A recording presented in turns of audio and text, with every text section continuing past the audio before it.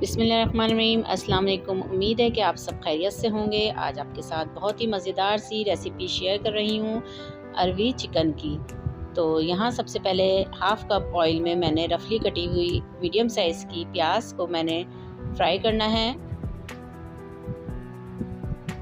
प्याज का colour change हो जाए इस तरह से, तो इसमें हम मसाले शामिल करेंगे।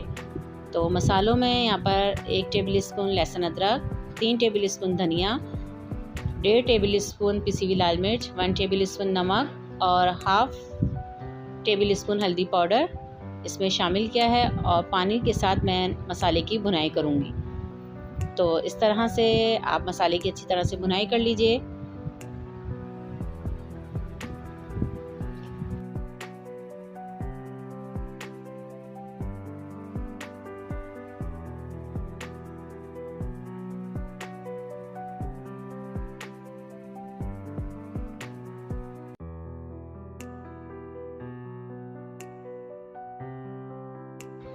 मसाले की अच्छी तरह से भुनाई हो जाए तो यहाँ पर मैं चिकन शामिल करूँगी, तकरीबन आधा किलो। तो नॉर्मल चिकन के आप पीसीस बनवा लीजिए और इसमें मसाले में शामिल कर दीजिए। तो चिकन को शामिल करने के बाद अच्छी तरह से भुनाई कर लीजिए।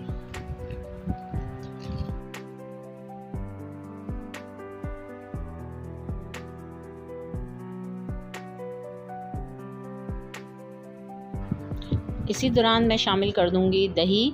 तो दही मैंने तकरीबन आधा पाव लिया है, 125 ग्राम। तो दही शामिल कर दीजिए और इसको मैं कवर कर दूँगी तकरीबन 10 से 15 मिनट के लिए। दही के साथ चिकन की भुनाई होगी और चिकन गलेगा साथ में। तो अच्छी तरह से चिकन गल जाए, दही की भुनाई हो जाए, मसाला भुन जाए, तो इसमें हम शामिल करेंगे अरवियाँ, जो कि मैंने ली हैं तकरीबन आधा किलो। तो अरवी को इस दौरान मैं छील लेती हूँ और जब तक दही और मसाले की अच्छी तरह से भुनाई हो जाती है तो इसमें मैं शामिल करूँगी अरवियाँ। तो देखिए मसाला अच्छी तरह से भुनाई पर है और चिकन भी तकरीबन आधी गल चुकी है। अब इसमें मैं शामिल कर दूँगी अरवियाँ, जो कि मैंने छील ली हैं और उसको धो के इसमें शामिल किया है।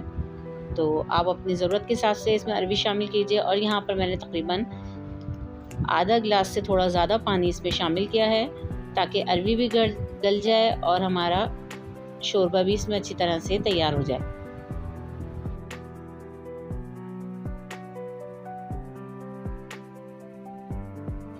पानी शामिल करने के बाद इसको मैं 10 मिनट के लिए कवर कर दूंगी और 10 मिनट के बाद चेक करूंगी। इस दौरान मैंने 3 से 4 हरी मिर्चें इसमें शामिल की हैं। आप अपने टेस्ट के हिसाब से इसमें शामिल कीजिए। तो देखें अच्छी तरह से अरवियाँ गल चुकी हैं और शोरबा भी माशाल्लाह से बहुत अच्छा सा तैयार हुआ है। तो इस रेसिपी को आप ज़रूर ट्राई कीजिए, फैमिली फ्रेंड्स में शेयर कीजिए। अब मैं इसको डिश आउट करती हूँ। साथ ही इसमें मैं गार्निशिंग के लिए हरा धनिया इसमें शामिल करूँगी।